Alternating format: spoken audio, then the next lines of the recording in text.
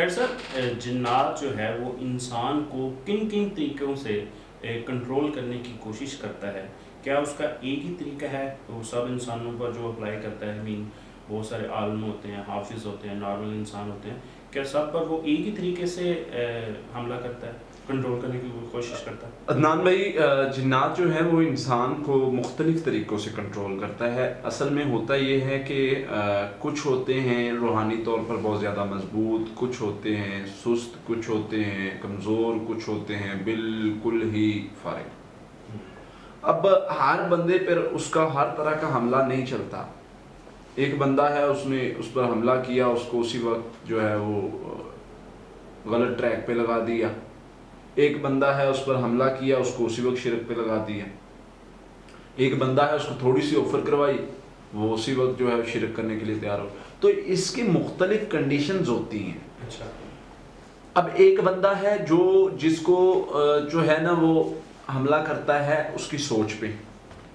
अच्छा। उसको सोच को कंट्रोल करता है, उसको थॉट्स पैदा करता है वसवसों के जरिए। एक बंदा है, वो वसवसों में आ ही नहीं रहा। वो अपने आप को इतना स्ट्रॉन्ग करता है कि वसवसों को इग्नोर करना शुरू कर देता है। वसवसे आते हैं, वो उनका मुकाबला करता है। वसवसों के ज़रिए वो जो है वो जो सोच का पकड़ा जाना है वो नहीं होने देता। अब दूसरी, हर बंदे की अपनी नेचर होती है। अब ये क्या करता है कि ये हर बंदे को उसकी नेचर के मुताबिक पकड़ता है।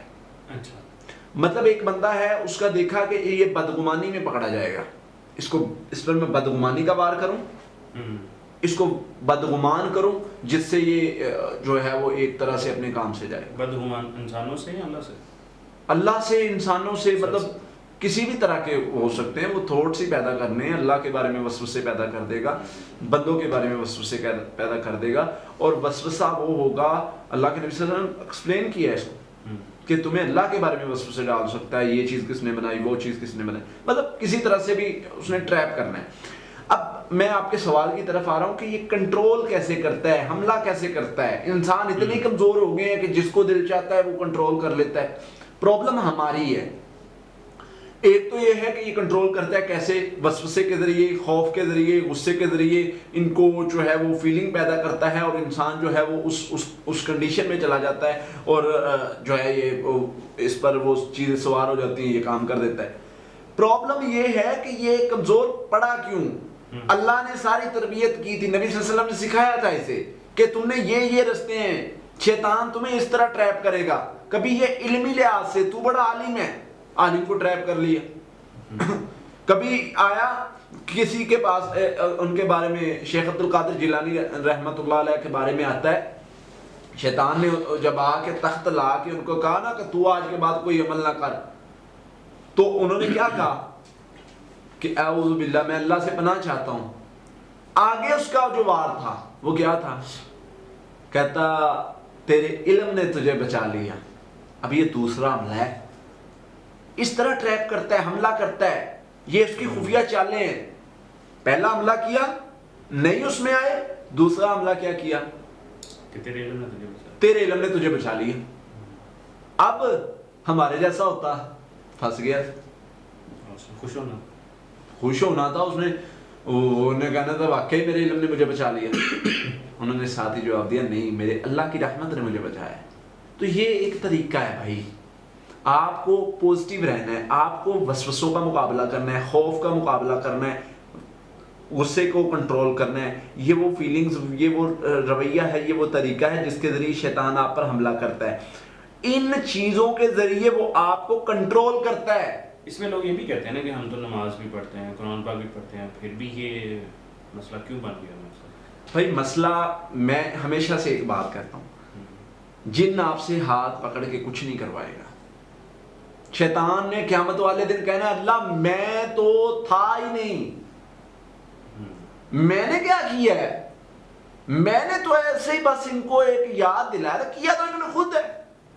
बात भी ठीक है, हाथ पकड़ के तो नहीं जिन्न आके कहता कि अपनी बीवी को तलाक दो या अपनी बीवी को छोड़ दो, या जादूगर जादू करता है हाथ पकड़ के करता है। नहीं, लोग कहते हैं हमारे पर जादू हो गया। मैं कहा तेरा कसूर है, तू क्यों इतना कमजोर हुआ? अल्लाह ने ऐसे ही तुझे बना दिया, ऐसे ही तुझे पैदा कर दिया कि कोई भी जिन जादू आएगा और तू इतना लावारस है, तुझे पकड़ेगा और जो मर्जी करवा देगा? नहीं भाई, जिम्मेदार मैं और आप हैं। कमजोर मैं हुआ, मुझे वसवसे आए, मैं उसके पीछे लगा। मैंने कहा ये इसी तरह मिसाल मैं देता होता हूं कि जैसे आप दरवाजा खुला छोड़ दें और चोर आ जाए और फिर कहें जी कि चोर आ गया। चोर आया आपका दरवाजा खुला छोड़ने की वजह से, अज़कार आपने किए हों, ठीक है। वसवसा नबी सल्लल्लाहु अलैहि वसल्लम जिस तरह बताया है कि वसवसे से पनाह मांगो अल्लाह से, वो पनाह मांगी हो। गुस्से पर कंट्रोल करने के लिए बताया, कंट्रोल इस तरीके से अपने ज़र्फ़ को बड़ा करके गुस्से को कंट्रोल करना है। फिर बताया खौफ को कैसे मैनेज करना है। तवक्कल खौफ को मैनेज कर देता है भाई। तवक्कल है, खौफ कहाँ से आ गया? मोमिन मैदानों में उतरे हैं, वो बदर के मैदान में मुसलमान हमला करने के लिए गए हैं।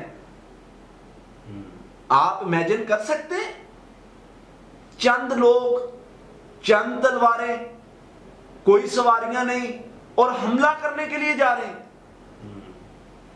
तो ये क्या है?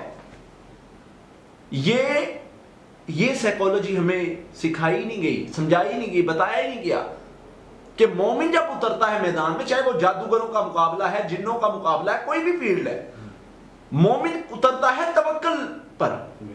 आपका तवक्कल मजबूत है, आप कहते हैं भाई मैं जिन जादू को क्या गिनती में गिनता हूं, ये मुझे हटाएंगे मेरे काम से, ये मुझे मसाइल खड़े करेंगे मेरे मुकाबले में। मैं तवक्कल करके मैदान में उतरता हूं, इनसे कहें जाओ जो मर्जी कर लो। यकीन करें, अल्लाह बड़ा बोल ना बुलवाए, सब जो भी बोलते हैं उस पर तवक्कल करके बोलते हैं, और तवक्कल उसी पर सारा का सारा है। लेकिन हमेशा से अल्हम्दुलिल्लाह जहाँ कहीं भी पाँव रखा है ना, अल्लाह की ज़ात पर तवक्कल करके सारे का सारा। और जब अल्लाह का उसूल, अल्लाह अपने वादे के खिलाफ नहीं करता, याद रखें।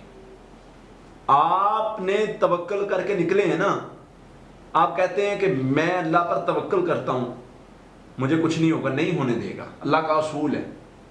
अल्लाह मोहब्बत करते हैं, तवक्कल करने वालों से मोहब्बत करते हैं। और अल्लाह फरमाते हैं मेरा उसूल है, क्राइटेरिया बनाया है, तवक्कल करोगे मैं तुम्हारे लिए काफ़ी हो जाऊंगा। अब आपकी मैं उस सवाल की तरफ आता हूँ कि हम नमाजें पढ़ते हैं, हमें क्यों मसला बनता है? नमाजें पढ़ते हैं, लेकिन नमाज पढ़ने के साथ तवक्कल नहीं करते, जिक्र के साथ तवक्कल नहीं करते। वो मरीज जो 700 बार आयतुल कुर्सी पढ़ने वाले थे, जिन फिर आ जाता था, तवक्कल नहीं है, खौफ है, डर है जिन ना आ जाए। पढ़ने के बाद क्या है? खौफ, डर। किस चीज का? इतना आ जाए। ये चीज होगी तो आना है, जिन ने हमला करने का ना। जिन आपकी साइकी को समझता है, वो समझता है कि ये कौन से पॉइंट से कमजोर है। ये पॉइंट बहुत अहम है। आप पर हमला वो और तरह से करेगा, मेरे ऊपर हमला और तरह से करेगा, ये अवैस भाई पे हमला और तरह से करेगा, उस्मान भाई पे हमला और तरह से करेगा। किसी बंदे को वो देखेगा कि ये कहाँ से कमजोर है। ये बंदा कमजोर है कि इसको अगर मैं खौफजदा करूँ ये डर जाएगा। ये बंदा कमजोर है, ये इमोशनल इसको मैं करूँ तो ये मेरे जान से में आ जाएगा। ये बंदा कमज़ोर है, इसको मैं गुस्सा दिलाऊं तो ये कमज़ोर पड़ जाएगा, ये आपे से बाहर हो जाएगा, ये वो काम कर देगा जो इसके लिए अच्छा नहीं, वो काम कर देगा जो इसकी तबाही का सबब है।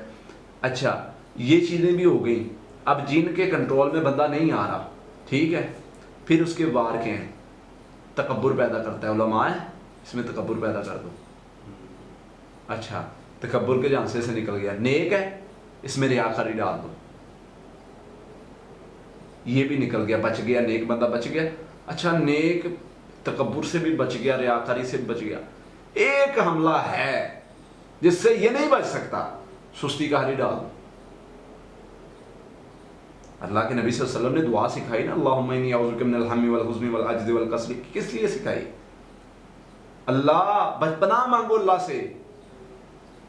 सही है ना कि हदीस है कि पनाह मांगो सुस्ती, काहली, तंगी, गम, हम, इन चीज़ों से पनाह मांगो, क्योंकि शैतान का ये रास्ता है हमला करने का। तो ये मुख्तलिफ वे हैं, किसी भी वो रास्ते आ सकता है। आपको क्या करना है? तकवा, तवक्कुल, और इसके साथ वो रास्ते जिनसे मना किया है, आजिज़ी इख्तियार करो, तकब्बर नहीं आएगा। समझ रहे? फिर इसी तरह अल्लाह के नबी सल्लल्लाहु अलैहि वसल्लम ने फरमाया है कि जब तुम्हारे अंदर रियाकारी आने लगे, ये चीज़ें रियाकारी ये भी एक उसका हमला है, और इसको शिरक के साथ कंपेयर किया गया है कि ये शिरक के साथ, कि ये छोटा शिरक हो सकता है। नबी सल्लल्लाहु अलैहि वसल्लम, मुझे और किसी चीज़ का डर नहीं, इस चीज़ का डर है मेरी उम्मत जो है वो इस चीज़ में मुब्तला ना हो जाए। तो ये मुख्तलिफ रास्ते हैं। बचना कैसे? तकवा, तवक्ल, अल्लाह पर यकीन, और आपको पता हो मैं अपने रब से क्या मांग रहा हूँ, और वसवसों को इग्नोर करना, गुस्से को कंट्रोल करना, तवक्ल करके खौफ को ख़त्म करना, ये चंद एक चीज़ें अपने अंदर पैदा कर लें। वो अज़कार, वो दुआएं जो नबी सल्लल्लाहु अलैहि वसल्लम ने बताई हैं, वो पढ़ते रहना, अपने आप को उन दुआओं के ज़रिए अल्लाह से मदद मांगें। जब आप दुआओं के ज़रिए अल्लाह से मदद मांगेंगे, आप महफूज रहेंगे। आप पढ़ाई करने के बाद चैलेंज भी कर दे, जिन्न आपको कुछ नहीं कर सकता, तवक्ल हो, तवक्ल हो। तवक्ल नहीं है, सारा कुरान पढ़ लें और डरते रहें घर बैठे, मुझे जिन्न आके पकड़ ले, जिन्न पकड़ने पकड़ेगा भी, मारेगा भी, खींचेगा भी। समझ रहे हैं ना? इस चीज़ को अपने अंदर लाएं तो कोई मसला ही नहीं, इंशाल्लाह ये मामला कवर हो जाएंगे। कोई मसला